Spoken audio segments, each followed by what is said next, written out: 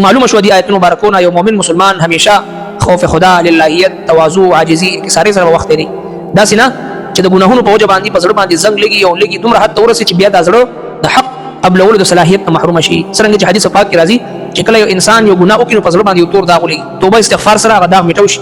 او چې کله توبه استغفار نه کوي په مخ لګي ګناه کوي، نو ګناهونه کوي، نو هغه زړه باندې هغه تور داغونه زیاتېږي تر دې پورې چې زړه تک تور شي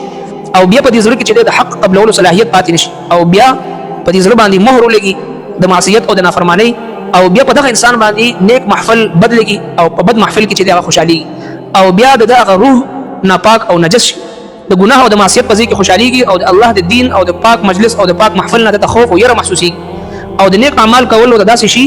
لکه چې اسمان ته ختل چې څنګه مشکل دی او ګناه ورته آسان شي. د نیک هدایت ورته نه ملاويږي، ګناهونو طرف ته چې دی زور کوي او په دې باندې چې دی نفس اماره هغه غالب شي. ان النفس لاماره بالسوء، د انسان نفس ډېر زیات ګناه طرف ته راخون کړي. نو ورو چې کله انسان د ګناهونو کثرت کوي او په ګناهونو کې مخکیوالي کوي، توبه او استغفار او ندامت او پښمنتیا ورسره نه، نو داسې وخت راشي دا ګناهونه دا په زړه باندې حاوي شي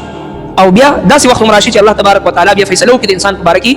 ان الذين حقت عليهم كلمه ربك لا يؤمنون. دي خلق په باره کې الله تبارک وتعالى فیصله کړي دوی به ایمان نه وروړي. ولو جاءتهم كل آیه، اگر که هر قسم معجزات وګوري الله تبارک وتعالى توفیق د انسان نه واخلي. وما توفیقي الا بالله، چې کله الله رب العالمین موږ او تاسو ته د نیک عمل توفیق راکړي نو پکاره چې دوه رکعات د شکرانه ادا،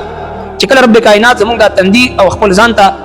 خپل ځان مخ ته چې ټیټ کی او د سجدي توفیق راکړي نو د الله رب العالمین شکر ادا کو پدی باندې چې الله ستا لاکھ لاکھ شکر ہے چې تا ما ته د خپل عبادت توفیق راک. میری طلب بھی کسی کے کرم کا صدقہ ہے، قدم یہ اٹھتے نہیں اٹھائے جاتے ہیں. انسان په خپل خو باندې هیڅ یو نیک عمل نشي کولی